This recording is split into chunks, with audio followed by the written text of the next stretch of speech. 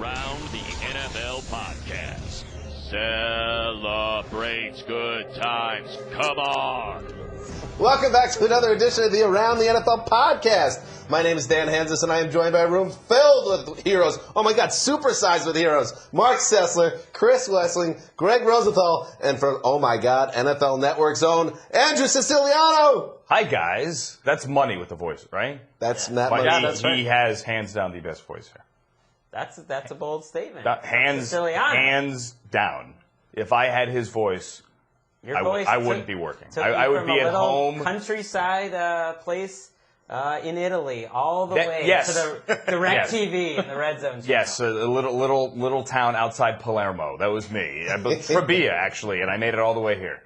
Well, listen, Matt Money Smith, we don't pay him anything for that, by the way. No. He does it for free? Seriously, if I had his voice, I would be one of those guys that did like the 10 seconds of VO a day in his underwear in the studio in the basement and then cash the checks. You do have a pretty manly voice. That's you're good. in that world. You're very kind. Thank you. Yeah. But his voice, I might have made a couple of All-Star games. He is going to Canton. Don't sleep on the old Zeuser here. Listen, I'm working my best. I'm trying my hardest. It's fine. But you could go to sleep on it, but, give me a few years like Matt Money Smith. He must be in training underground multiple hours a day. Well, like 1 year into the podcast, I came home one night, and we've told this story before, but my wife was just like, finally she listened to a show. Her only comment was, Dan's voice. I like nice. Dan's voice. What? Excuse me, I'm also on the show. Well, Simone and I have a very nice relationship. All right, this is the Around the NFL podcast. You'll see, you can watch us on YouTube, by the way. All two of the 3 episodes a week are on YouTube. You could search the NFL channel and then the Around the NFL playlist. So you could, like, right now, if you're wondering, like, Andrew's dressed like a hot young uncle right now. So you'd be able to see him wearing.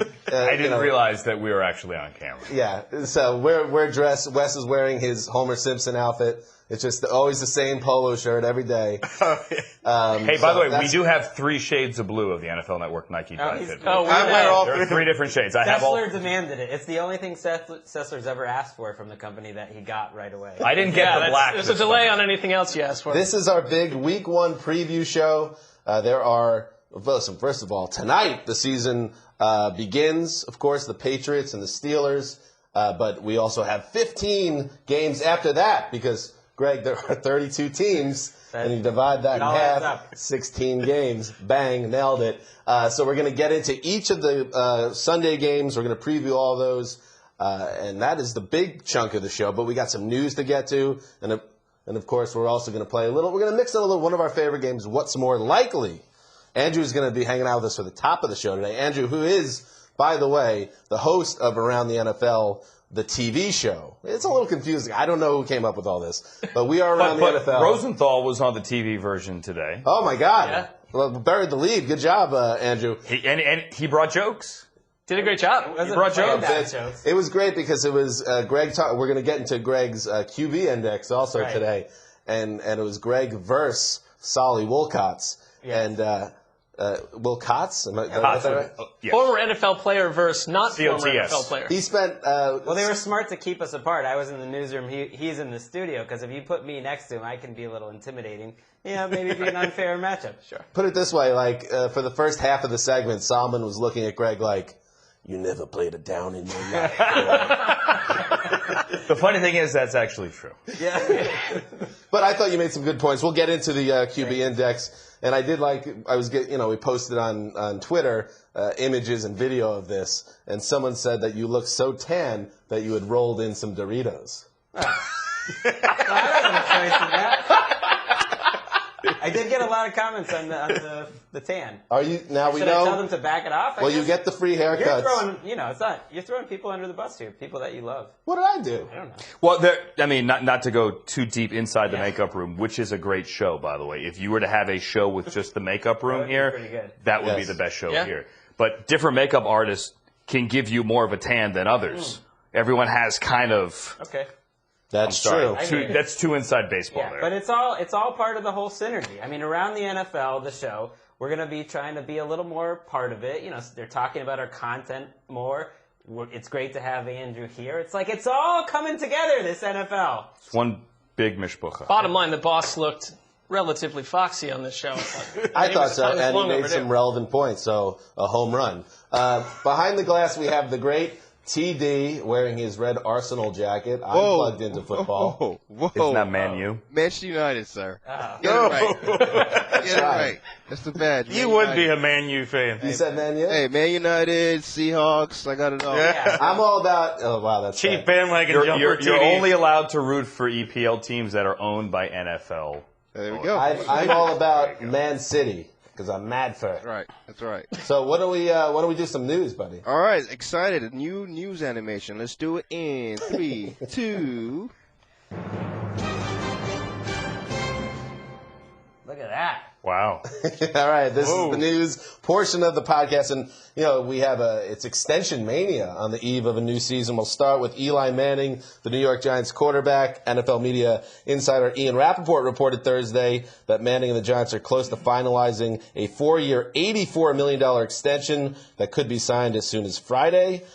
This would give Eli, who I know we've had many a conversation about where he fits in the hierarchy of quarterbacks, but this would give him an annual salary just below Aaron Rodgers, only $1 million below annually in terms of salary. And it is very similar in terms of the structure of the deal to the ones that Russell Wilson got and Phillip Rivers got. So Eli Manning, his agent, I guess, put it out there. I want to be the highest paid quarterback in the league. He got pretty close, Greg. I don't like that these quarterback contracts, of course you just have to give it to him. You have a franchise quarterback. But with someone like Eli Manning, you're paying for past performance. Well, what are the odds that Eli Manning, as he gets later into his 30s, is a top 10 quarterback? Well, Greg, he's been on the borderline of a top 10 quarterback. Better odds because he's throwing to Odell Beckham now. That's fair, and they win the Super Bowl under Coughlin every 5 years, and that 5th year is season, so they're paying Also, for the past and what's going to happen in February. Your argument would have been stronger IMO 5 years ago. But now we got all these guys in their late 30s that are performing well into their 30s. But what do you, like you said, what are you going to do? You are paying for past performance. Here's what I do. But which, by the way, the quarterback position or Eli Manning is not unique in that regard. Plenty of players, plenty of athletes in all kinds of sports get paid for past performance. Now, Eli was paid well, certainly leading up to this. He's getting 17 this year. But that's the going rate. And so you lock him in, and the better question is if let's say you wanted to let him walk. You can let him walk and you tear the whole thing down, but who else are you going to go get? Here's what I'd consider doing. Let him play out this year. See what the team still looks like in a year. Is the same offensive coordinator, the same coach going to be there? Is Eli going to have a good year? And you franchise tag him. Or you work out a new deal next year. And what's the franchise tag next year, 22? It's going to be really high, so you pay him a lot for 1 year. I'd rather pay 22 than 65 in guarantees or whatever it's going to be. I think Eli is a unique case because I don't think he's in the same class as Phillip Rivers or even Tony Romo or Russell Wilson moving forward. I don't think he's in that level. He hasn't been throughout his career. He is a guy, though, that hasn't missed a game. I mean, Sure. A lot of teams that suffer, it's because your quarterbacks aren't durable. He's done that. He's won you 2 Super Bowls. It's not that we love Eli Manning on the field from game to game, but I guess they're not that high on Ryan Nassib. But Greg, if you were no, they're not actually. And if Right, but you got they're nothing, not in so any you way. start over? I mean, with potentially a new if coach. Greg was a Franchise GM, tag. That's 2 more years for Eli Manning, and then you see where you're at the end of the and this isn't a shot against Greg as a GM, but you'd be a very cutthroat guy. You're not factoring in how much Eli means to the Giants organization. You're looking at it purely that he's 34 and maybe isn't as good as 10 other quarterbacks or 12 other quarterbacks. But the bottom line is he has some big-time history in this organization, is paying. Part of the salary is that, whether or not that's smart. He's been paid like a top 3 quarterback throughout his career because he was the number 1 because pick. he was number 1. I think we get caught. I know we're doing your list of the quarterback rankings later, and not to take away from that list. And I mean that. But I think we get caught up with, well, is quarterback A better than quarterback B? Because quarterback A got this much money and quarterback B now is going to get this much money. It doesn't matter. There's a group, let's say you're 10. There's a group of 10 quarterbacks, maybe 12, where you say, these guys are worth it. Whatever it is, whatever the going rate is. These guys get paid. Then there's maybe your middle tier, maybe your Dalton tier. And then there's everybody else. And there's kind of the 3-tier of quarterback, and we could argue who's better. We could argue who's elite. We can compare the number of rings and Super Bowl trophies and all this. But if you're in that group, that's what you're going to get paid. Yeah. The Giants have a franchise quarterback, and you pay whatever it takes if you have a franchise quarterback. I think Because look at across town. Do you want to be the Jets? I think we'll look in a couple of years and it'll be questionable whether Eli is in that first group. But aren't you the one that always says that you have to pay these quarterbacks? And listen, bottom line, if Eli Manning melts 3 years from now, okay, then you look back and you say for a decade plus you had a franchise guy. And we ate $20 million on the back end. I mean, I don't think it's that. Just burning John Mayer's money. Go ahead. John Mayer, the singer-songwriter? John Mayer. Oh, that guy. Yeah, there's some money in that family. It's not going to. They're going to be okay. In other extension news, Luke Kuechly, the linebacker for the Carolina Panthers, has agreed to a 5-year, $62 million extension. This according to NFL Media's Ran Getlin. Big deal there. And also Marcel Darius, the defensive tackle for the Bills, has signed a 6-year, $100 million deal with the Bills. So he's locked in. That's almost an Ndamukong Suh money. Chris Wesseling, your thoughts on these two signings? I was surprised how much Darius got up front. Yeah, right? It sounded like for a guy that's suspended on something. right, and the guy who's had multiple Kind of a arrests. knucklehead, potentially. Yes. Well, I mean, let's say this. If he's suspended here for a game, that means he is, quote unquote, in the program.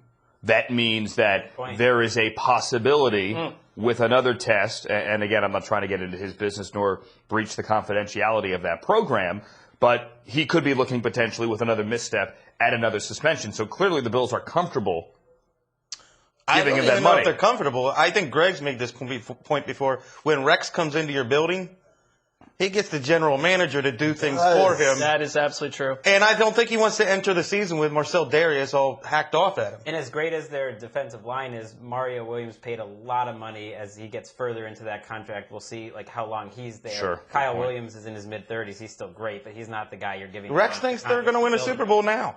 That's how They're going to beat the Colts Sunday, I'll tell you that. Woo! There's a bold prediction. I don't think it's that bold, actually. Hey, have you guys, I know we're getting ahead of ourselves, have you guys seen the Colts offensive line? You're going to get to Costanzo here, right? Anthony Costanzo got a contract. No, but we can. So there's another one, 4 years and 42. He's the only guy. I'll see myself he's out. the only guy trustworthy. We bring it to Siciliano. He's just throwing But that's been happening to the Colts for years now. Right. I know, tangent here. Everyone's picking the Colts for the Super Bowl, right? None of us. Everybody on the television, regardless of the network, is picking the Colts for the Super Bowl. I am not in any way buying the Colts. That's it. Move on. I'm sorry, Hanzus. By the way, Iken Impali has been suspended as well. Just a little bit of Bills. Wait, how does that work on the practice squad?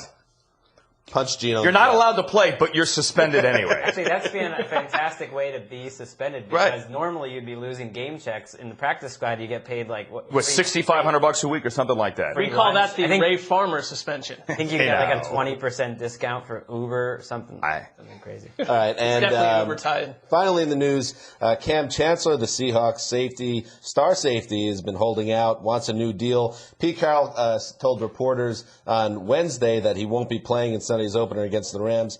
Then Cam Chancellor, and I wonder if this stuck it to Siciliano a little bit. Cam Chancellor reaches out to Dan Hellie. NFL Media's Dan Hellie. You know what? Cam and I are both Virginia natives. Dan is a Maryland native.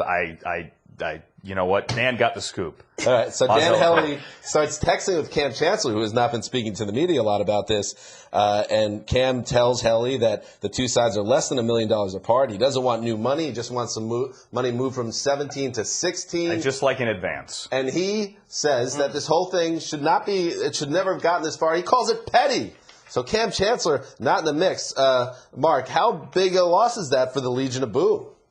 If this goes wrong. I mean, their secondary's banged up to begin with, and if you look at what Chancellor and Earl Thomas mean to that cornerback group, I think it's proven that Richard Sherman, part of the reason that Richard Sherman is because he lines up on the same side of the ball, and you've got Earl Thomas going from boundary to boundary, and Cam Chancellor, one of the best hard-hitting run stuffers in the league. If I'm making a list of important Seahawks, though, I don't know if Chancellor, he's not in the top 5. He might not be in the top 7 or 8. Totally disagree. Really? He's the team leader. You know what I found, and I know this is a little off topic too. Disrespectfully, I disagree. Fascinating in the Do Your Job show, which was great on NFL Network, and I'm sure they'll be replaying it forever. First of all, why wouldn't you? First of all, they showed Kevin Patra's name for a solid 3 seconds in an article. I was so proud for Kevin Patra coming at you. But the other thing, which was really interesting, the number one point that the Patriots had going into the Super Bowl in terms of their defense was to stop Michael Bennett. That was the one player they were really worried about, and they thought Michael Bennett is the guy that makes that team go. And it didn't work at all. He is, and I agree with you. Michael Bennett is a huge People piece don't think as well. that, though. But top 5, top 7. Here's how Cam has been described to me. With a defense full of tough guys and occasional knuckleheads, right? Which every good defense has their fair share of the above. Just mentioned one of them. Cam Chancellor is the alpha dog that keeps them all in line. He is the policeman, the leader of that defense, and they're going to miss him. I'm not. I know we're not picking games here, but no Cam Chancellor. Earl Thomas has one arm. This game is fascinating, to me at least, and the Seahawks. If the Rams had an offense, they could take advantage Rams have beaten them there with Kellen Clemens and Austin Davis, or they were close with Austin Davis. I think they could. No, they beat them last year there with all the trickeration. Special teams nonsense. Special teams. John Fossil and Jeff Fisher. But here's the thing: Cam Chancellor is already the highest paid player at his position, and he is asking for money just to be moved around. Something just 27 months later. It just doesn't quite add up to me. I want to hear John Schneider's side of it. Well, they just don't want to set a precedent. That's what, yes. Ian, I believe, reported that they're afraid if Chancellor does that, then the other guys will. Then Wagner comes in and says, wait a minute, I got Michael Bennett's already done the same thing. Well, this doesn't happen on the Tennessee Titans. This happens when you've been to multiple Super Bowls and people want to get paid today. All right, so that's what's happening in the news. And now we will move on and discuss a little bit about Gregg Rosenthal. You write the QB Index. It is one of our most popular pieces on NFL.com. I believe, as of press time, over 600 comments because Greg moves the needle, whether it's in front of the camera. Is that how you guys like determine popular? No, comments are terrible. Terrible. The metrics are through the roof, I would guess, as well. He hasn't checked out the metrics. No, comments aren't typically a great indicator. What kind of person comments on a story online? Yeah. I mean, there's social media, and then there are people that say, I'm going to read a story and then scribble a comment on the bottom of the page. It's a cesspool. Well, I think it's a Sessler pool? Many of them under the age of 15 just trying to get their comments and opinions out. That's an age when no one listens to you. Did I just step in it? For good reason. Did I somehow discourage interaction? I don't mean to do that. Let me clean it up for you, Andrew. If you are a listener or viewer of the Around the NFL podcast and you comment on our stories, I'm sure you are thoughtful and well-mannered and a decent human being. Just work on the apostrophe usage. Andrew's the modifier, the I disagree with Dan. What's that? You want to get rid No, of it? I don't think they're respectful or smart at all. I think don't listen to Wes either. Wow. We're good. All right, so here we go. QB Index 1 to 32. And, there's a lot of ways to dig into this, but I will just, first of all, lay it out there. Aaron Rodgers is in a class of his own, according to Greg, at number 1. All by himself. Why is Rodgers that much better than, let's say, 2 through 5? You have Roethlisberger, Luck, Brady, and Matt. Well, the criteria here is if you were for this year only, if you just picked a quarterback to run your hypothetical team, who would you want? And I think the gap between Rodgers and I had Ben number 2 is bigger than the gap between Ben and probably the 7th or 8th or 9th person on the list. Just because I feel so strongly that he is one of the greatest of all time, squarely in his prime. Whereas the other guys, I don't think you can say that.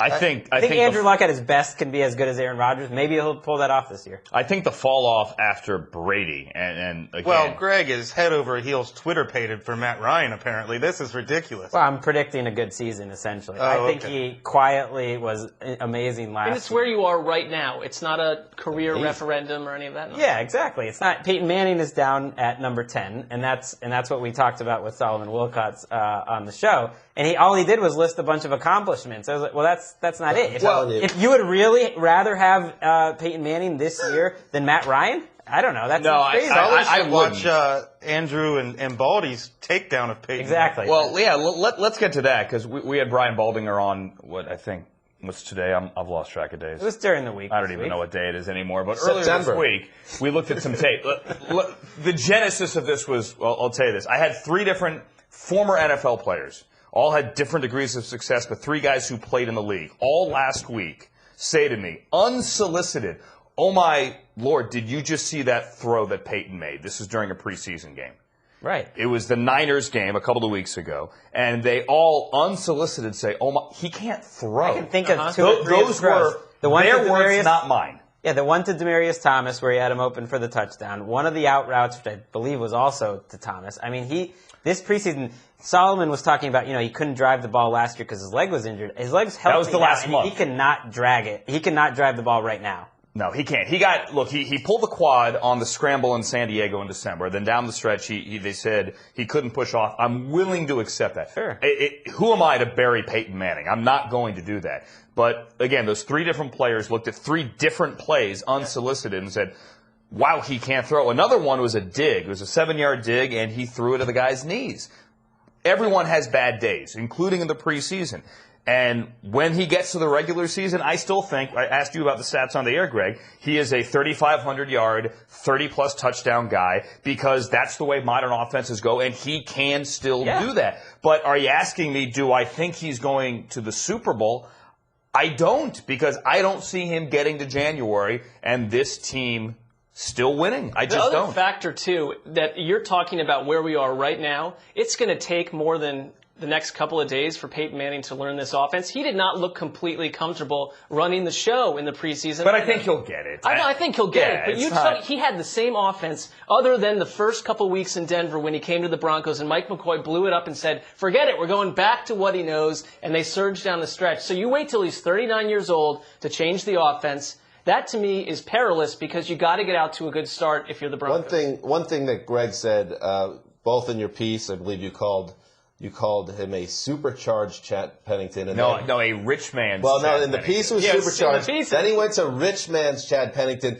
Solly Wilcott's head almost exploded when he said that. And you know what? That is not an insult. I know I'm the president of the Chad Pennington fan club. Pennington's arm was stronger than Peyton Manning's is right now. It really wasn't. At what point? I don't buy that. They won 10 games with Chad Pennington. The year he won comeback player of the year with the Dolphins? They won 11 games Look, with Chad Pennington, the ball took a taxi. All right? I mean, he's trying to throw the ball down the field. They called a cab, and then that cabbie drove the ball. I think it's a credit to Peyton Manning that at 39 years old that he could be a top 10 quarterback without much of an arm. It shows how incredible a player he is that he's able to overcome this physical limitation. But it's there. I mean, you don't have to be a genius to see it. I think the Broncos were actually, if truth be told, I think John Elway seriously contemplated blowing this thing up. Oh, yeah. Sure, and that wasn't just because Peyton's got a shelf life that's expiring soon. But just there's a lot of people to pay. Well, because when is Brett Favre's 2010 season coming versus what we saw the year before? That's the thing. I'm not ready. Yeah, I'm not ready to kick dirt on him yet. I don't think he'll ever play that poorly. I didn't think Favre would play that poorly. Here's the next level. Here we go. And it always cuts a little deeper who ends up being number 11. If you want to be in that top 10, you put Cam Newton at 11. Flacco, Stafford, Tannehill, Eli at 15. You got Cam ahead of Flacco. I like it. Sam Bradford at 16. Carson Palmer at 17. Teddy Bridgewater at 18, ahead of Colin Kaepernick, who just barely stays. Surprised Kaepernick made the list in this tier. I think Kaepernick is one that I immediately believe can outplay that and make that look bad. It wouldn't shock me if he had a comeback season, but based on what he was there last year and kind of. You say that this list is about projecting what they're going to do this year, and Cam Newton is throwing to a bunch of number 5 receivers. I even mentioned in there, I almost wanted to put him that high before all the lousy receivers and offensive coordinator and offensive line ruin him, because it says I'm taking a team that I'm starting with from scratch, so I don't have the Panthers offensive line. I think the team around him is going to make him look bad and make him get Greg more careful with his Panthers comments this time around. 2 things. Number one, you guys know what Kaepernick was in the preseason, top of your head? 5 of 13 for 40 yards in 3 games. Trent Dilfer said he saw genuine improvement mechanically. They did say that they showed nothing. They showed nothing. Trent knows more than I do, 50 times over, and plus that he was running for his life the entire preseason at the O-line. The other thing is, here's a question for everyone. Have you ever seen an NFL team roll out wide receivers like Ted Ginn and Philly Brown as starters on opening day? How about the Browns? The Browns last year? Dwayne Bowe's a first-round pick. He's had... Wait. I'm not a Dwayne Bowe fan, and clearly they're not either after this. Do we know he's even starting? Would it be a shock if he's not? Wasn't Andrew Hawkins their number 1 receiver in Week 1 last year? But you're right. He was, but Josh Gordon was suspended. Ted Ginn has been a 4th receiver his entire career, including one of his best seasons in Carolina. And he's a nice player. Right. He's a nice returner. But they have a bunch of role players stretched as number ones now. Philly Brown dropped 4 passes in one game 3 weeks ago in the preseason. I'm happy it's Philly Brown again. Oh, yeah. Yeah, You got to get that mojo back. Let's move on. Let's check out the next tier. Stuck in the middle, and this was cute, Greg. You have 5 names here, and you got Andy Dalton right in the middle at 22. Alex Smith, Jay Cutler, Andy Dalton, Blake Bortles. He's a high riser this year. Well, I agree. I was picking Bortles rising up this year. Put Bortles higher. That Dalton space was actually an act of mercy. Until now, for 2 years straight in this column, it's always been after Dalton is the category, after. But at a certain point, it almost feels like we have That's we're fair. bullying. But ask this question, like I always say, if Peyton Manning were cut, there'd still be 10 teams fighting to sign him. Yeah, of course. If Andy Dalton were cut, how many teams would be fighting to sign him? 3. More 5. than that. Well, 10? no, the bottom 5 or 6 of this Gruden? list. The Browns. I mean, The Browns? The Yeah. Browns. How much better I would feel a lot better if I had Andy Dalton. Well, no, I would potentially say your a third next of the teams category. in the NFL would actively want to Bingo. sign Andy Dalton. I don't know. No way. So many teams are Look at this saddled by list. I don't think terrible so. I think it's the quarterbacks. bottom Rams? part of this No. list. With That's the Jaguars? No. I think it's the bottom 6 teams Yeah. on that list, or Yep. 5 even, because Derek Carr is on there, and they wouldn't trade him. They wouldn't trade. Not about Derek Carr. trade him. What about, I don't know, what about the Cardinals? Wouldn't they be interested? What about the Broncos? Over Carson What about- Arians likes guys who can throw the ball. You're saying as Yeah. a backup. We're talking about as a starter. No, I mean, talking as about somebody that's going to take over for a 40-year-old quarterback. Well, so that you're projecting it. We're saying today, though, who's going to scramble for Andy Dalton? I would agree that I thought it's the someone- bottom part of this list. The I thought very someone was bottom going to part. put a cape on for Alex Smith there, but you guys all seem fine about it. He's so boring. That's good. Yeah, All right, you have the sorry, Alex. You got to throw the ball past 10 yards. Let's before we finish up put a this tape list. on for you. the rookies. Maybe it was too optimistic. You with pop the them together. Winston 25, Mariota 26, and then question mark. Wait, you got Winston over Mariota. Well, that was how I felt really going into the whole thing. I didn't want to just change it based on the. I'm the other way around now, but again, I think the fact that any of us is changing an opinion after watching. That's how I felt. As I Winston like has I like- 2,000-yard receivers. And then question marks, which seems like a kind subhead for these guys. 27, Derek Carr, which, Oh, he's trending that up. should be higher. 28, Kirk Cousins. 29, Fitzy. 30, Tyrod Taylor. And then 31 and 32, the last two Browns quarterbacks in the last 2 years, Josh McCown and Brian Hoyer. Michael Berger, team producer of Around the NFL on the TV side, asked about an hour ago, just out loud, rhetorically, I believe, has anyone ever started a quarterback on opening day as random as Tyrod Taylor? That was a good burger. Charlie by the way. Fry. Charlie Fry. guys, He was Charlie pretty Fry good. got traded after the week. How about Glenn Foley dropping 400 yards on somebody in week one? But Charlie Fry was in his second season. Yeah. I got another one, Taylor is Kelly very Holcomb, good. who dropped about 400 yards on the Chiefs, but that was due to Kelly Holcomb, if not for that drop by Dennis Northcutt. Dennis Playoff. Northcutt. I know your Browns history better than the Browns fans in Dennis here. Northcutt on third down. Dang. Browns By the way, I fan. got my revenge years later on Dennis Browns Northcutt. fan. What revenge? Oh yeah, Sessler is trying to give up on the Browns. I had to Sessler go to quit the Mark, by the Browns? way. I'm sorry? Sessler quit the Browns over the weekend. I'm taking said- it's a trial separation. That's all we need to say. By the way, you're a coward. Whoa! First of all, want. anybody I've can been there root. for 30 years. Anybody can root for a winner. Okay? Anybody can. It takes character. Out of Browns. There you go, It takes Andrew. character Browns. to reach for a Listen, loser. you are preaching to the choir. Character. They think this will last for 2 days. No. We'll see how long it lasts. The reason Andrew's right, by the way, is because you and I have been brothers in arms as a Jets fan and as a Browns fan, and now you're going to take a year off and your team stinks, and I'm stuck with a 8-8 outfit at best, probably. I'm not going to quit on the Jets. You've Why called the would you Jets quit on the 10th Browns? best team in the NFL, so you must feel Because I good about your believe- fortune. I always believe, and I'll never quit on my team. The Browns. I admire you. The Mark. Browns will beat the Jets. And also, Wes admires I like you, by that. the way. I kind of agree. Yeah. Wes quit on his team. I did know not what's a quit on sad- my team. They quit on me. I did this to stop taking it in the jaw day after day from you guys, and it's still going on, and that's enough. I didn't even think that it would have been kind of depressing in telling that I did come to you to help me with the end of the QB index. I've got some experience with these to guys. break down McCown or Hoyer, who is the worst quarterback. That's in a the tough. NFL. That's tough. I went with McCown just because I feel that he, from an NFL quarterback standpoint, offers you a little bit more. But they're 31 and 32. What separates them? Listen, I like Josh McCown, and when I say I like, meaning I think he's okay. He's not going to hopefully lose a game for it. Just remember this, though, about Josh McCown. Mike Martz once converted him to wide receiver. Oh, yeah. I remember that. Wow. Yeah. That's great. Is there any other starting quarterback Sunday that was once converted to wide receiver at the pro level? We've seen Terrell Pryor try to go the other way. Yeah. Got cut today. Right. We didn't have time. Right. There you go. Or actually the same way, whatever. So how many more QB indexes do we get? Well, the rest of the regular season. Every week we get a new one. This got him on NFL Network. He's not going to quit now. That's true. He's going to do it every day. All right. Please. So yes, make sure you check that out. Do you have a vanity URL? I don't think. I don't know. I think it's the boss. NFL.com/the boss's Should big make it project /quarterback index. / Why not? my ticket to the big time / I have to Google it all the time.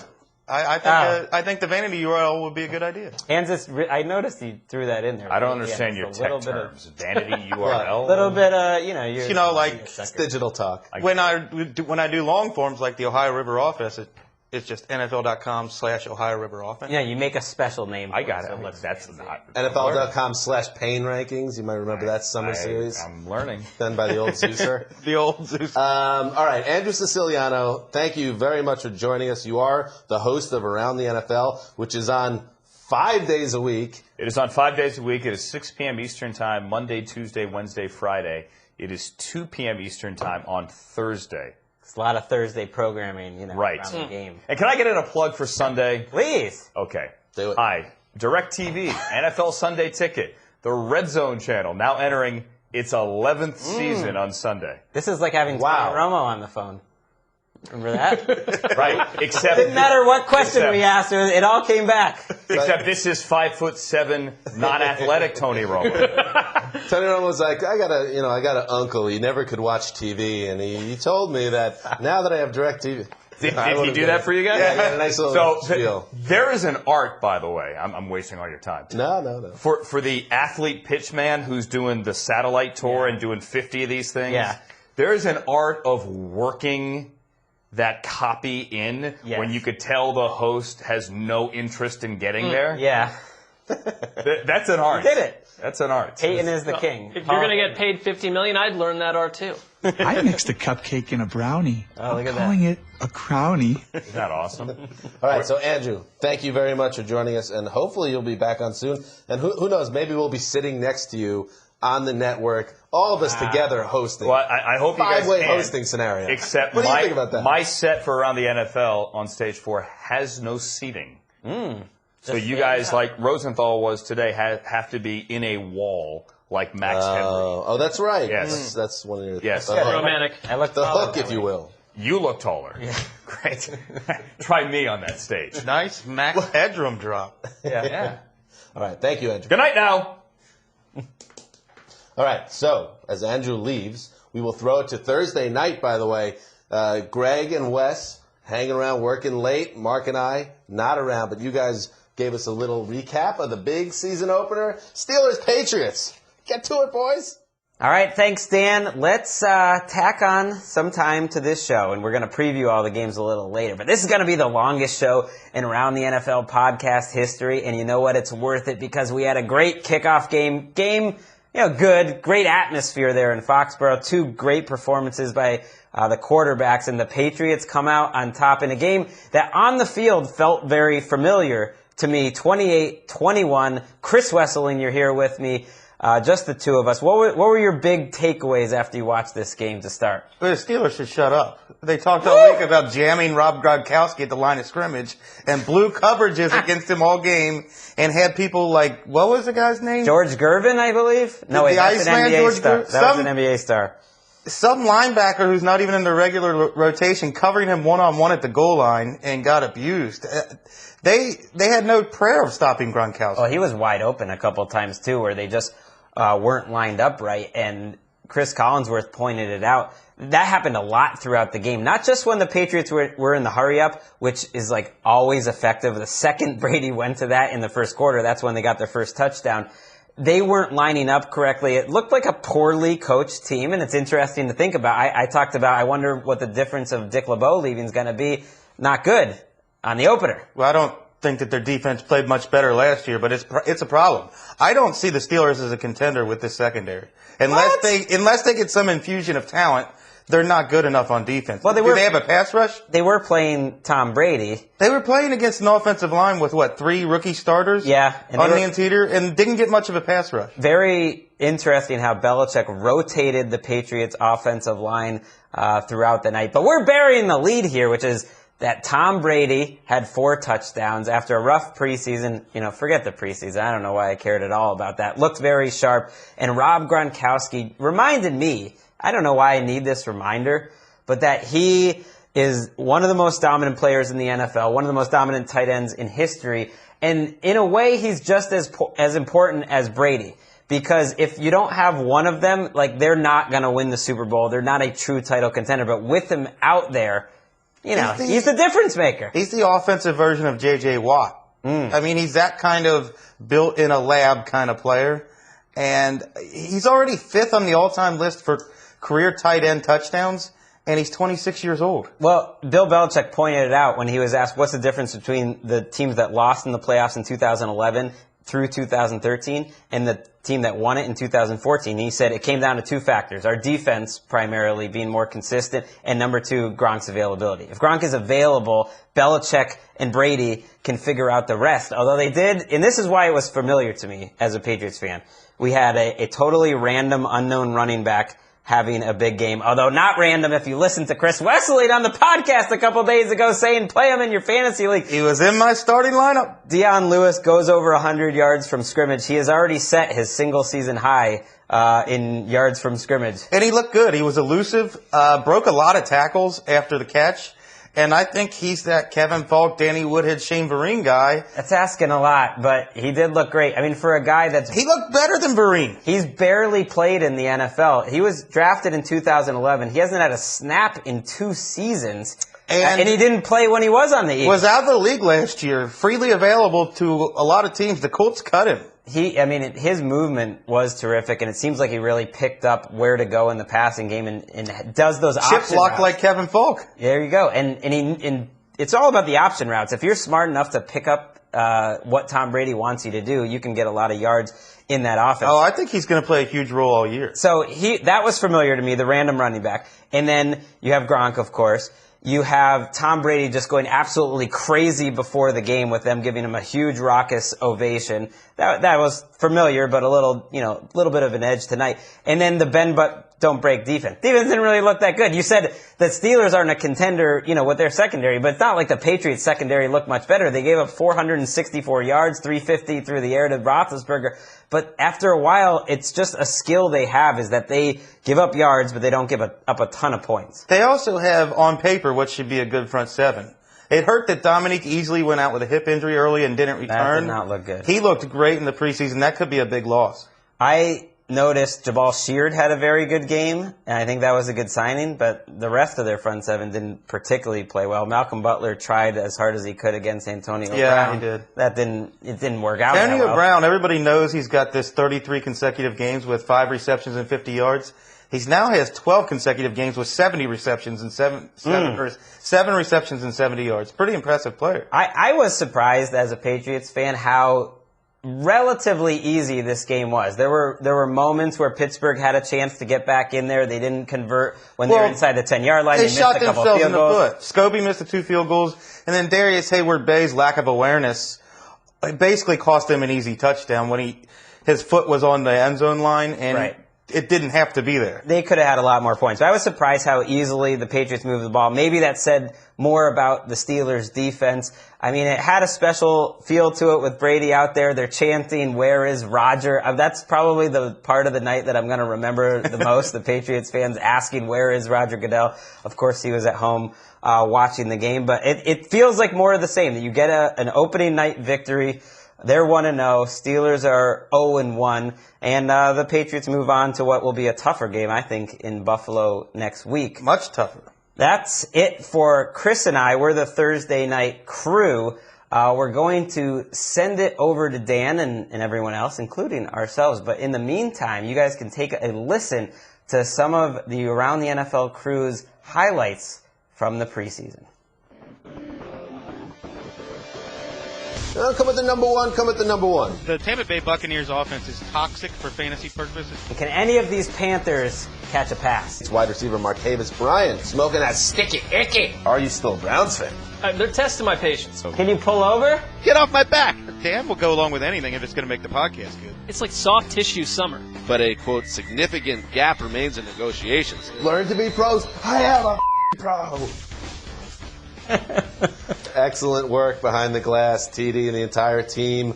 Look back after preseason, but now we're looking forward to the regular season and week 1. And so let's go through each of the games on the schedule, the remaining 15 games, and we'll start with the Baltimore Ravens going to Denver to take on the Broncos. This is our first game we're going to look at right here.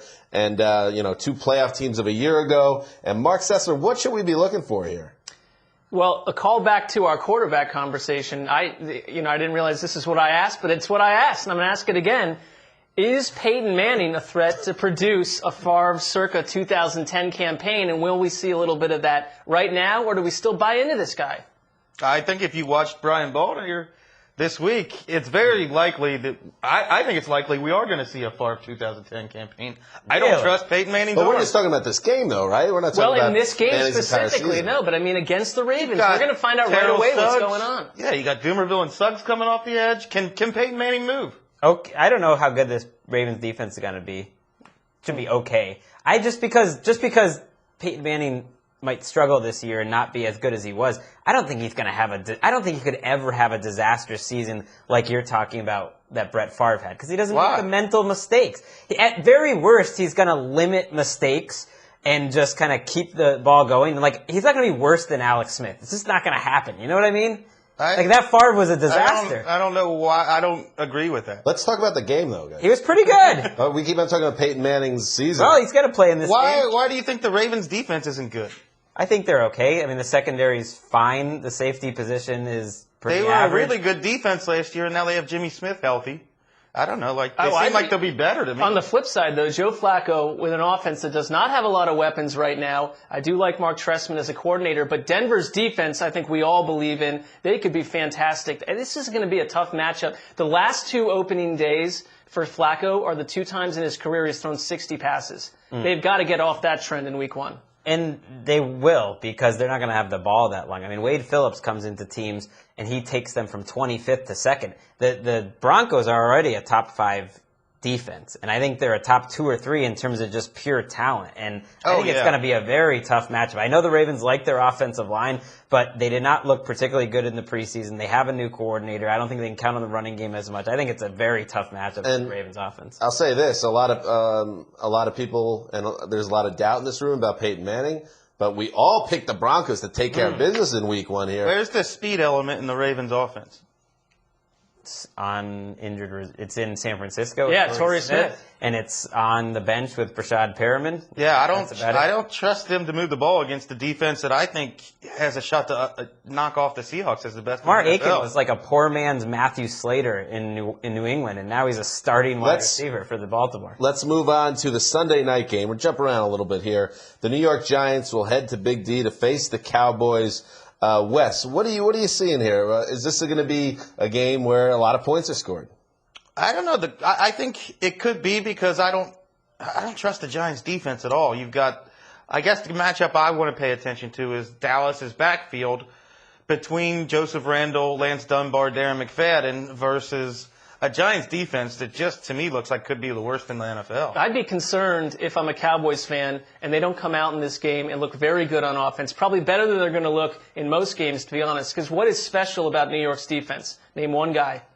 That's how we felt about Dallas's defense last year. That's true. It reminds me a lot of that in a best-case scenario, the Giants can hope to scheme and have good effort and good tackling to the point where they don't get in the way enough of what could be a very good offense. And now they're going up against Dallas, they're starting Tyler Patton or something at their slot cornerback. They've got Maurice Claiborne in the starting lineup at cornerback. It's not a very good secondary at all. You would think Eli. We do like the front 7. I think they're going to seek Dallas rush the passer in a way they haven't, not last year, that's for sure. Greg, is your worst nightmare a talent-deficient Cowboys defense or Giants defense holding it together, and then it's an entire season of Spags talk, positive Spags talk. Well, this is what a great job Steve Spagnuolo has done. Great. You know, no JPP, and he's been able to hold his team together. Well, this is a game where I hope both teams lose, or that it's a 10-10 tie where somehow they just play terrible football and no positives can be gained. So you're Terrell Suggs talking about the Patriots. I'm pretty much down on both of these teams, so I'm going to be proven wrong by one of them on Sunday night. We have all picked the Cowboys to take care of business in this game, and I personally feel very confident about that. I think the Giants are walking into a buzzsaw. Next up, the Eagles and Falcons. This is a game that we have been all amped up, and the football cognoscenti. My word of the week. All pumped up. It used to be Wes's word, wasn't it? I don't remember. He adopted it. I adopted it. I'm giving it back eventually, maybe after this week. It's in your stable of words. Yes, we're excited. We're very excited about what is the potential of Chip Kelly's offense with Sam Bradford healthy and potentially in line to thrive. So here we go. We got a great chance to see it against a Falcons defense that no one is necessarily scared of. Not a great home field advantage at Atlanta. I mean, for Christ's sake, they had a pipe and sound. They got banged for that. So it's not like that place is going to be going nuts or anything. And, Greg, you get to see your boy Matt Ryan. But I think, in my opinion, there's going to be too much Chip Kelly offense for the Falcons to handle. And they should be worried about an Eagles defense that's very good. I mean, Chip Kelly's talking about Benny Logan as one of their best players. If Benny Logan is one of their best players, he can step up to the level of Fletcher Cox and Michael Kendricks and Kiko Alonso, that whole linebacker group. I mean, that front seven is it feels like there's a lot of great front sevens right now, but that's going to be in the mix as one of them. Well, they're all great in September before the game starts. And then look at the matchup where Atlanta's offensive line, I mean, who's starting for them? They have to go out and trade for Andy Levitra because they don't have the talent to run Kyle Shanahan's zone blocking scheme. They're not very athletic. I think it's going to be a rough year for that line. To answer your question, there's an individual named Mike Person who should be that's starting center. That is a real person, Mike Person. They got rid of their old starter, Joe Hawley. They have Gino Gradkowski. I mean, it's ugly. More likely to be a real person, Tom Savage or Mike Person.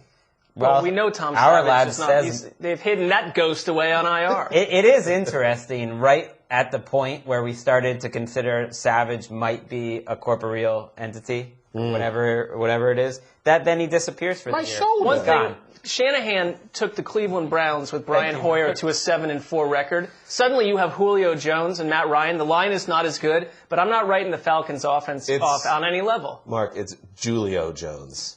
We we all picked the Eagles. Kevin Coleman starting this game. It wouldn't shock me if this is a very fun, I got excited about this one. I think it'd be a competitive game. You love the Falcons in Atlanta. You love the Falcons. You love the Eagles. If only this wasn't played in a dome. Greg loves fake noise being pumped in.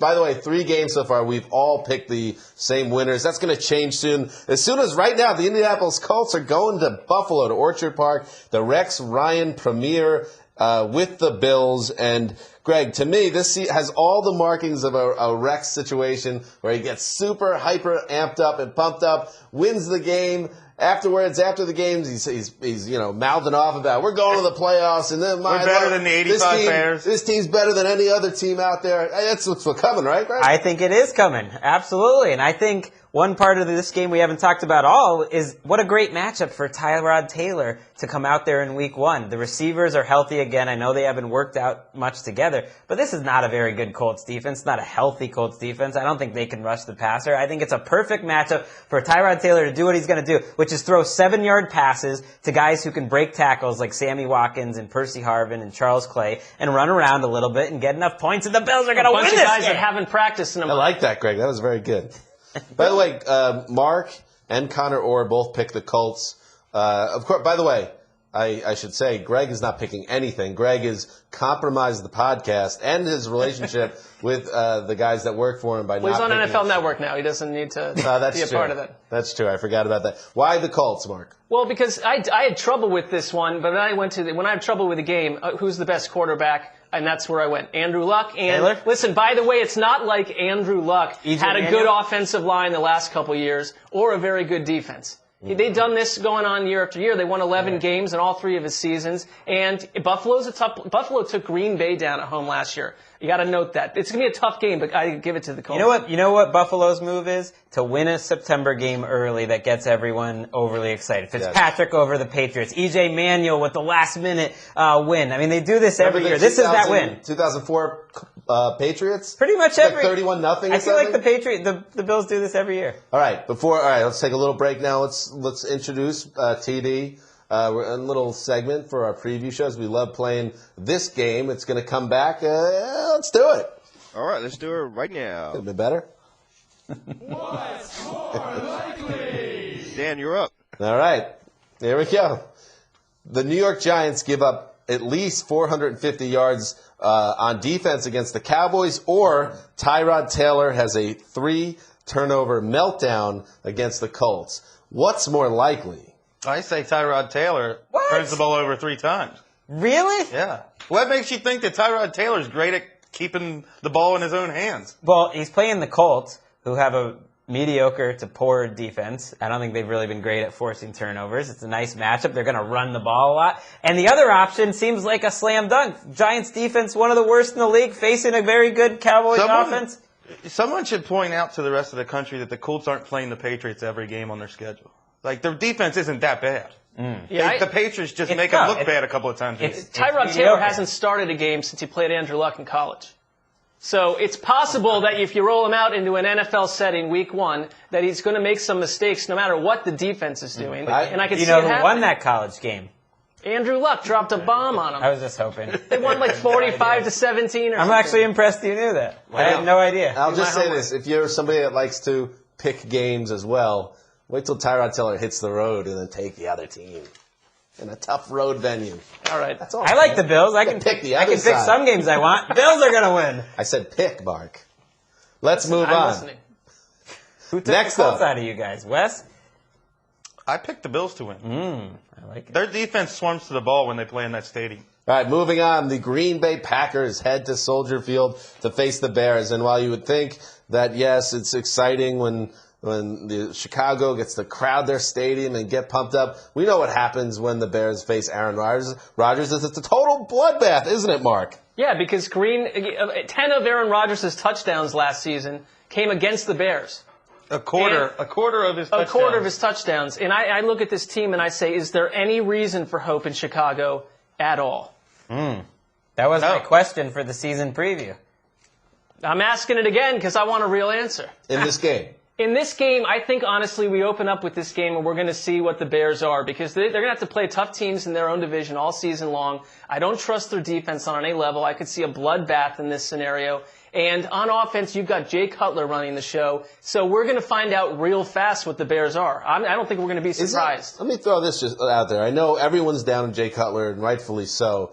Is there any way that everyone's so down on Jay Cutler that he might surprise us a little bit this year by being a little more proficient than people expect? What, like 8 years into his NFL career? No, well, yeah, like 10 or 11 like years. being, a decent quarterback, posting like an 88 passer rating and has some nice throws and they win some games. Yeah, I don't think it's that crazy. He's done that. That's what he's mostly done in Chicago. He's been fine. I think his problems are leadership. It's off the field. It's not being a great quarterback, but he's that mid-level that we were talking about earlier with Andrew. Didn't he have like 30 turnovers last year? He had 18 interceptions that led the league. I mean, Drew Brees had more than that. I don't see a lot around him with the way Kevin Wright is not on the field to start with. Why is this the up year? Well, Alshon Jeffrey might not play in this game. I don't think it's the up year That for will not Cutler. help.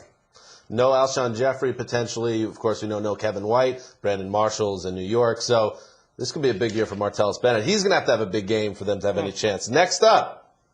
Get excited, folks. The Detroit Lions, Kevin Patra's favorite team in the entire world. He loves them, Detroit Lions.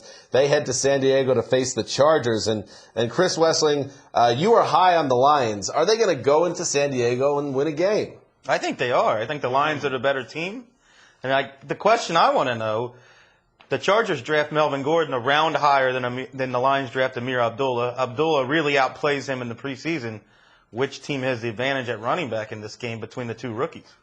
I think right now you would have to say Detroit. But you're forgetting the veterans in San Diego who could be pretty good. I mean, Danny Woodhead is a very good third down back. Brandon Oliver, he's not going to get too excited about it, but he's fine.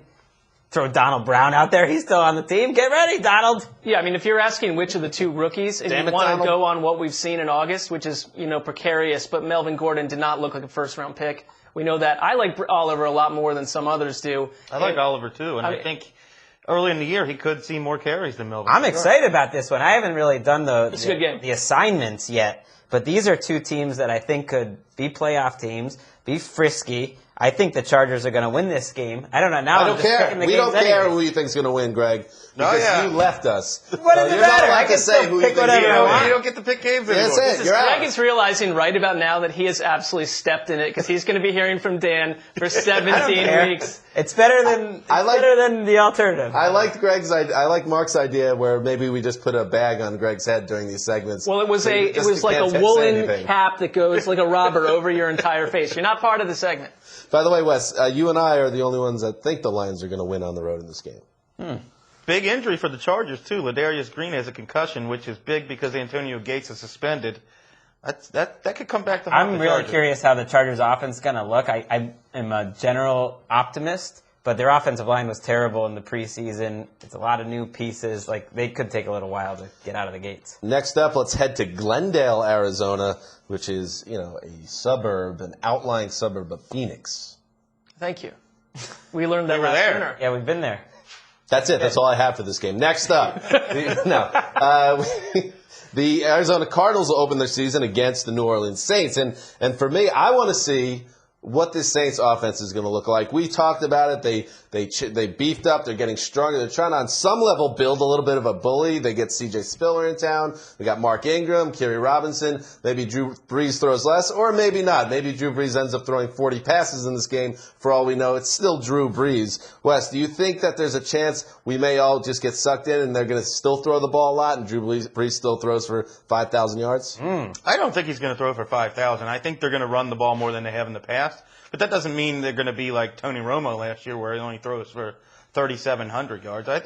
I do think they want to run the ball more, and they want their defense to play better, and they want those things to go together. And why would their defense play better? Or why would we think their defense? I don't think it will. I think that they went out and basically overhauled the defense, and I see a lot of question marks. Well, that's why the whole run thing could blow up, because if you're giving up as many points a game as they did last year, which is the worst defensive tumble from one season to the next in ages. Rob Ryan's responsible for it. If you're giving up 30 points a game, you can't just run the ball all day. You don't have the option. I also want to see how Carson Palmer looks in this game. We've heard good things about him, but yes, this is a 36-year-old guy, second ACL. The whole season rides with him, let's face it. If he goes down again, we saw what happened last year, they have no shot. The Saints are starting Delvin Breaux, an undrafted guy, at cornerback. I forget the name of their nickel back right now. The Keenan Lewis injury was huge because they have no depth there. They cut their second-round pick. They've done a terrible job adding players. They signed Anthony Spencer, who was supposed to fill in for their blown contract junior. Anthony Spencer's now out for the season. This defense is about as thin as it gets. There should be a lot of points here. Both teams. We have, if we still had hero picks, those are gone now. Connor Orr would be defending it, but why is there no hero picks? You can't put that on me. Of course, it's a hero pick. It is what it is. By the way, it's got to be written down because we're a rudderless ship now. We have no leader. Everything's falling apart at the seams. I'm here. The center cannot hold. Things fall apart. You can still have hero picks. It's the same amount of people picking games. 5 people. Connor has replaced me. He's he's better looking. He owns a house. It makes a lot of sense. Things fall apart. The center cannot hold. Exactly. Our next game, the Seattle Seahawks are traveling to... I'm putting those hero picks in the written version. I don't care if you guys even recognize it or not. Cut off the head. Burlap bag. The St. Louis Rams will host the Seahawks, who are back-to-back NFC champions, Greg. And you believe, Gregg Rosenthal, that the Seahawks could encounter some trouble against the eternally frisky, at least in the preseason, St. Louis Rams. Well, I'm not allowed to give an opinion on who wins anymore, apparently. No, that's true. But the Rams did beat the Seahawks in St. Louis with Kellen Clemens. They lost by 5 points in an ugly Monday night game 2 years ago. That was with Bradford. They beat them with their special teams in Austin Davis. So I don't think it's that crazy to imagine this Rams front seven giving this Seahawks offensive line and their offense a whole lot of problems. I say the first one to 13 points wins this game. I mean, this is going to be an ugly defensive game, I don't think, with many offensive touchdowns. I don't know if the Rams get to... The Rams have not had a top 15 rushing attack since 2001. And it's probably not going to have one this game. They're not. I just don't see this is Seattle knows that it's hard to go into St. Louis and play this team. They're going to be more prepared this time. What? That means like they didn't know it last year? When they went in the No, they had no idea. Now they just learned it now, and they're going to deal. Let's not try this week. Sorry. Everyone picked the Seahawks to win. Oh, see, I would have had a hero pick. Well, it doesn't matter. You just can't. Trey Mason's going to miss this game, though. It's not too late, Greg, to get in on this. You have 40 minutes. Oh, we didn't even mention, we have to get our listeners to sign up for the Around the NFL weekly pick'em group. Even though I'm not picking, the other 5 guys are all picking.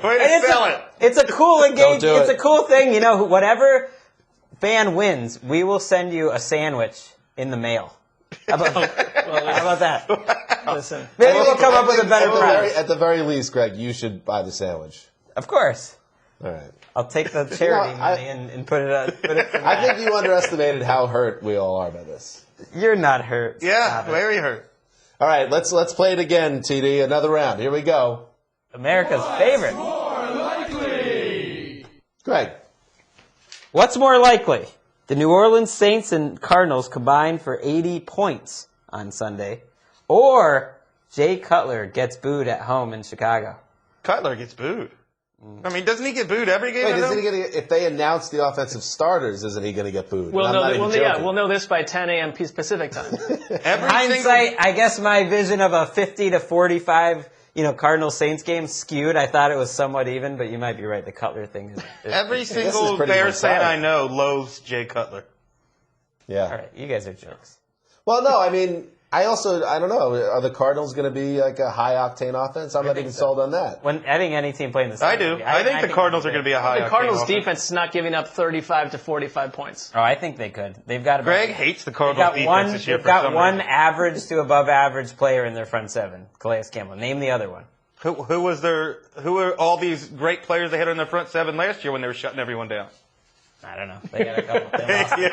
They lost. So week one. Daryl Washington. All right, let's move on. That was good. Next up, here we go. The Minnesota Vikings, a team with a lot of Team of ATN buzz, head to San Francisco to face the 49ers, who, society has deemed irrelevant in a similar way the way Roto World views Wes's boy, Tavon Austin.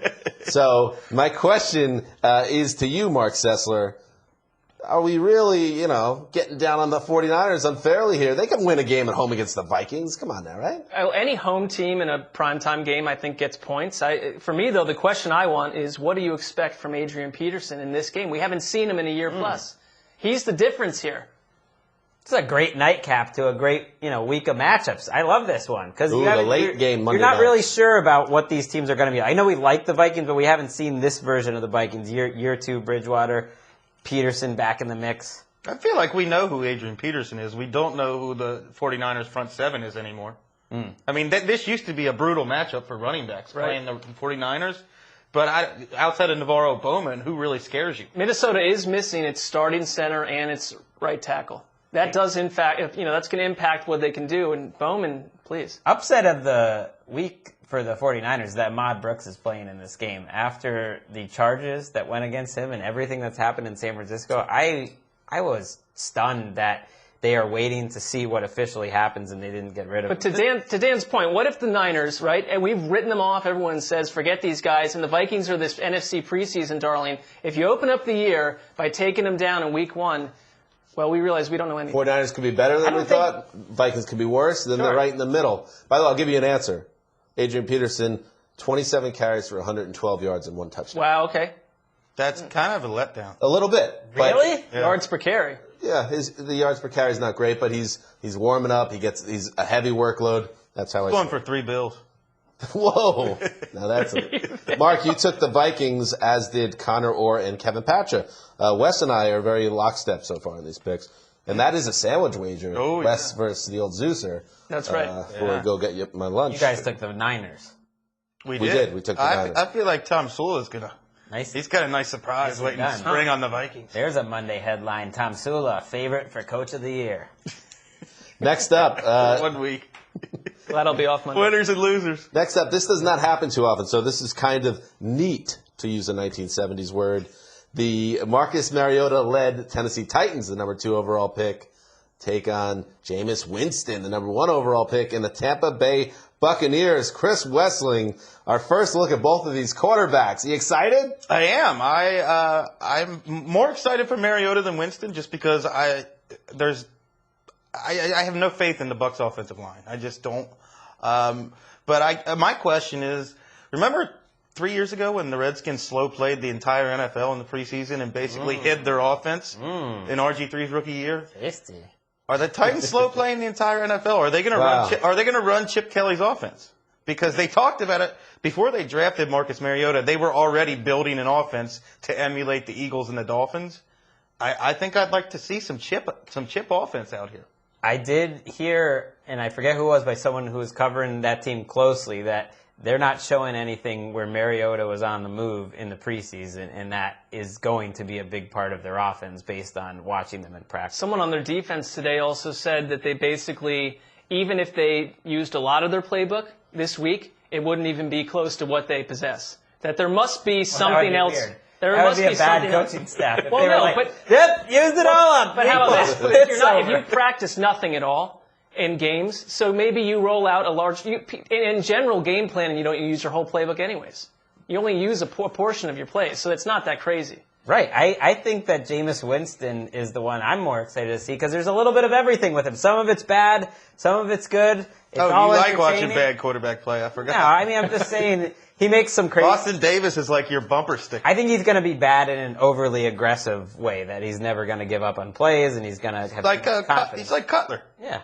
Well, Mark, just so you know, if we still did it, this would have been a hero pick for you. Who did I pick? The Bucks. I did?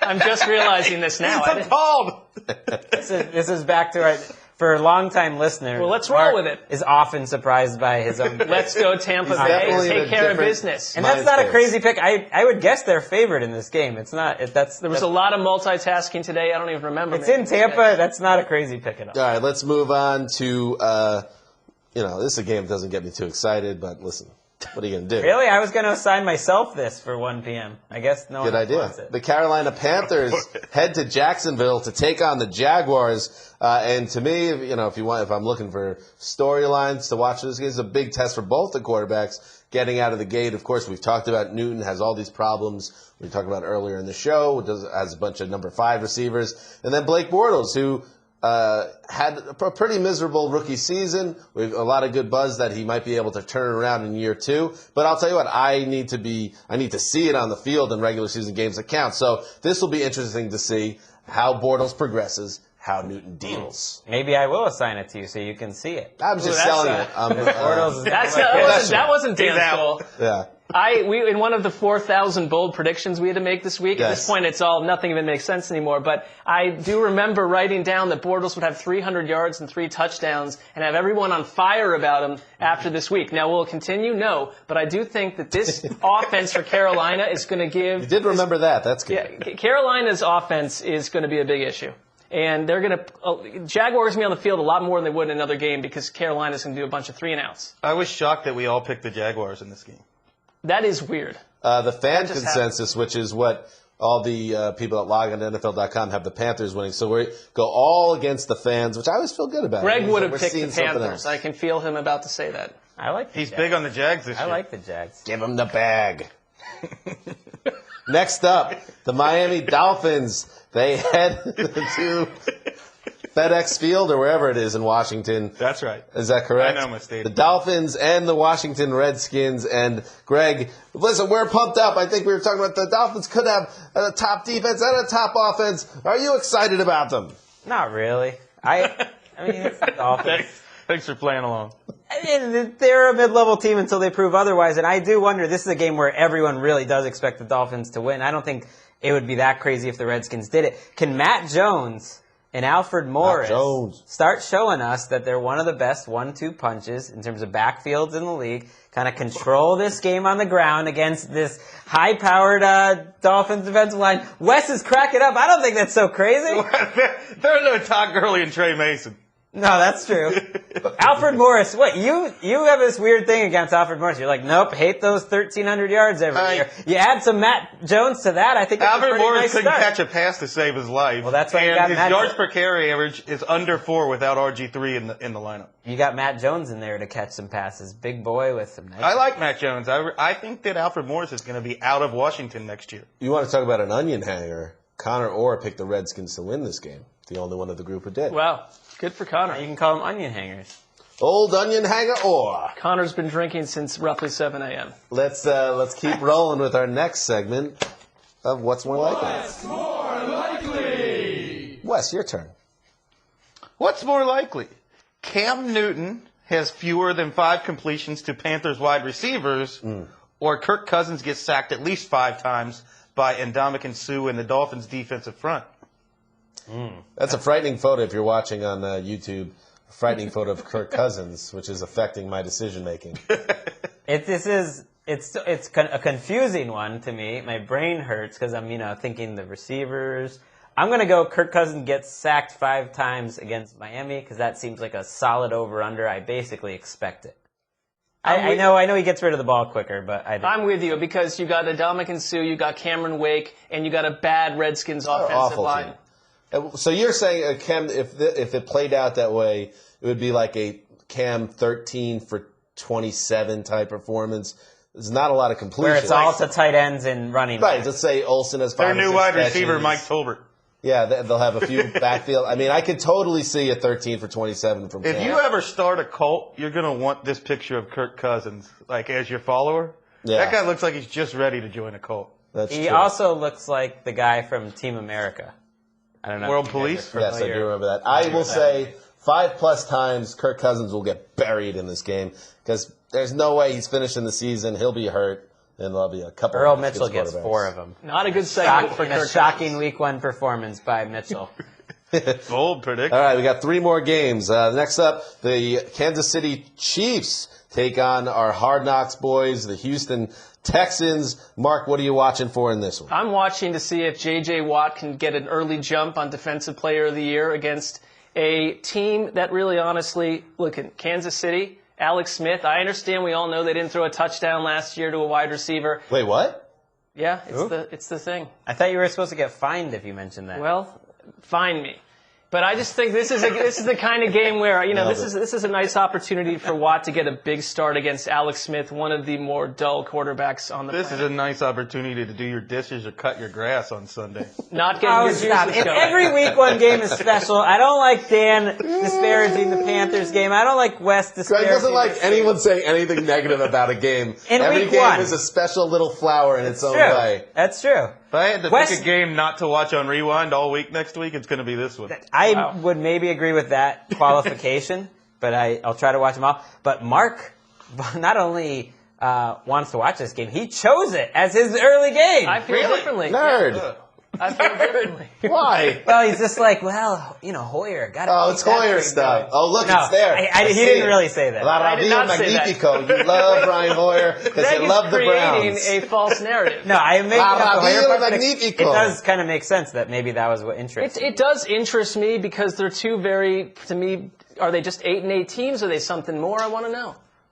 All right. I assigned myself Chiefs Titans in Week 1 last year. I remember that. I regret it. It can only get better if I Mark pick and that I game. both picked the Texans in this game. We'll see what happens. All right, next up we have the Bengals and the Raiders. Yowza! My question, how will Andy Dalton begin his boomer bust campaign? Because we talked about this last week. I really think this is a make-or-break year for Andy Dalton in Cincinnati. And if he gets out of the gate slow against the Raiders team, yes, I understand they might be improved.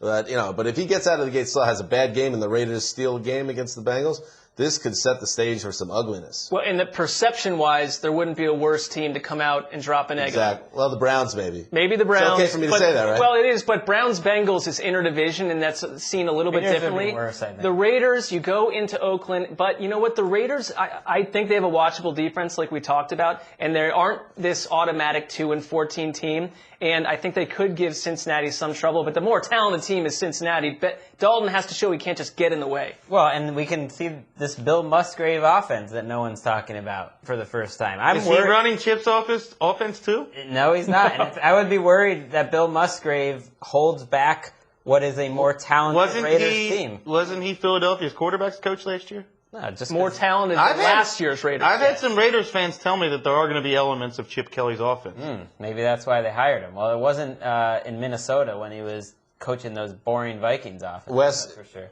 If we had hero picks, you took the Raiders. So explain why you took them. R.I.P. hero picks.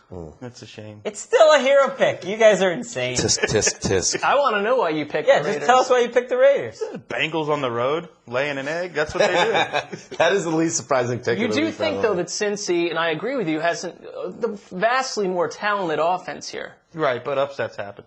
Okay. Finally, a 1 p.m. game on Sunday, and I know a lot of people aren't as excited about this game as I am or as Mark once was, but I know I could throw to Greg. Browns-Jets at the Meadowlands. You love every game. Tell us why this is a great game to watch. Wow, this is a great game because it's going to bring Marc Sessler back into the fold with the Browns, with this underrated Browns defense and Mike Pettin. It's not going to be that hard to stop Ryan Fitzpatrick. The Browns defense, get an ugly win in week 1, get Sessler back on their side. Here's the thing. You're going into New York.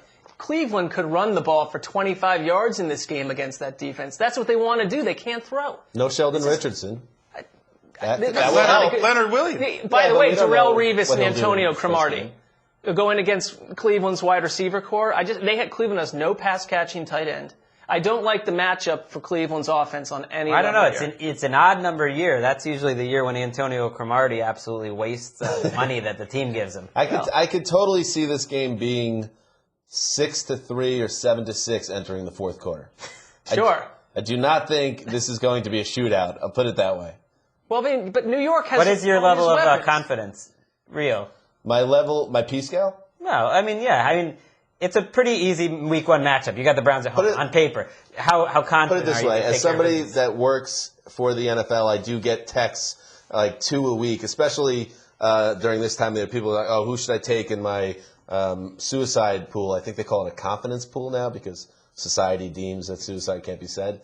But I'm saying knockout pool. Yeah, knockout pool. Survivor. King of the Hill. All that stuff. I think the Jets are a very good pick if you have to use the Jets once at home against a bad Browns team with not a lot going for it.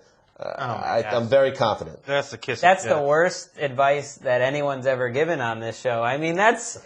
It's a survivor pool. I love when people are like, "Oh, let's try to save picks for later." That's how people get knocked out in week 1 when you pick a game between 2 bad teams. I'm okay with you talking about survivor pool picks and your strategy with that. Yeah, that's fine. Picking the games I have an issue with. This is fine. I'm just saying, this is like a coin flip game, basically. You give the Jets a little bit of an edge. I think it is. You give the Jets a little edge. Going to the playoffs. I think they'll win 9 games. They better win at home. Put it this way. Like I said, if they blow this game against the Browns, I'm just going for a walk. I'm I know it's not a bad playoff season. I'm using the Patriots in my confidence pool. Going for a walk to your computer where you're going to write about it. Because you're assigned. Mark All doesn't right. want it. One last time. Let's do it, TD. What's more likely? Mark? All right, let's roll out our final what's more likely. Which team? Will it be the Browns that makes a panic-induced Week 1 quarterback switch, or will the Texans make a Week 1 panic-induced signal caller switch? Answer me now. After week 1, so week 2. Demanding. Well, let's put it this way. Enough goes wrong in week 1 where it's in the final couple of minutes. A Charlie Fry type of situation happens where they trade the week 1 starting quarterback before week 2, which that may never be repeated in NFL history. That Charlie Fry. That led to a 10-win season for Cleveland. I'm going to say that the Texans are more likely because they have a good backup. And I'm looking at these 2 pictures, if you're watching on video, between Hoyer and McCown. And you can kind of see why everyone in Cleveland just believes in Josh McCown more. A good-looking guy. He's kind of like Captain America. He's sort of like a cinema hero. He's kind of snowed everyone over with his good looks. And Brian Hoyer looks like the lead singer of Live. Very much so. Ed Kowalczyk. To the point where you can't put them in the same place in the 90s at the same time. Right. This is how I'm positive that I know the answer to this, that it is the Texans in this scenario. Because we saw it in Hard Knocks. We were in the room when Brian, what's his name? Hoyer? Bill O'Brien. Jesus. There's a Brian in there. Bill O'Brien said, listen, hey, Brian, you won the job, but it really wasn't a big difference. And be ready, Ryan Mallett. So if Hoyer stinks it out, and then you look on the other side with the Browns, if Manziel was healthy, maybe you could talk yourself into it. But I think if he's coming in, he's going to need the reps. He's going to have to get the arm right. I think the Texans. Do you agree, Wes? I do. For exactly the reasons you said. There's nothing I can add to that. Well said statement. You could have saved me on the Bill O'Brien thing. We tried. I thought you were saying Brian Hoyer. Well, there was another Brian involved. We didn't want to steer you wrong, so. All right, so there we go. Those are our picks, and that's our analysis for all the Week 1 games. We will be back on Sunday night for our first Sunday night. I call it our flagship show. I don't know. Who cares? Who knows? Our flagship show, the flagship program for NFL Network. The flagship program of the Around the NFL podcast is our Sunday night podcast. So make sure you tune in after the Sunday night game. We will get that up, all the reaction to all the games. So that will be the next time you hear from us. Till then, this is Dan Hanzus signing off for the Quiet Storm, for the mailman, for the boss. I hope we weren't too hard on you. Don't forget about our friend at the start of the show. Of course, Andrew Siciliano, and then TD, and Brandon, and Sully, and everybody else behind the glass. Till Sunday night!